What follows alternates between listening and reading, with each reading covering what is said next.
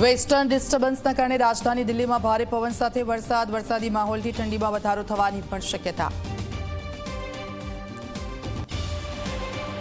જમ્મુમાં ભારે બરફવર્ષાને કારણે જમ્મુ શ્રીનગર હાઈવે પર અવરજવરને અસર, તો કટરા સ્થિત વૈષ્ણોદેવી મંદિરની યાત્રા પર લાગી રોક। વેસ્ટર્ન ડિસ્ટર્બન્સના કારણે રાજ્યભરમાં ભર શિયાળે માવઠાના એંધાણ, કચ્છ, બનાસકાંઠા અને પાટણમાં વીજળીના કડાકા સાથે વરસાદ અને હવામાન વિભાગની આગાહી, માછીમારોને દરિયો ન ખેડવા અપાઈ સૂચના। સુરત ક્રાઇમ બ્રાન્ચનો લાંચિયો લોકરક્ષક જવાન પકડાયો, મસાજ પાર્લરના ધંધામાં પોલીસની હેરાનગતિ ન કરવા માંગી હતી 25,000ની લાંચ, એસીબીએ છટકું ગોઠવી લોકરક્ષક સહિત વચેટિયાને દબોચી લીધો।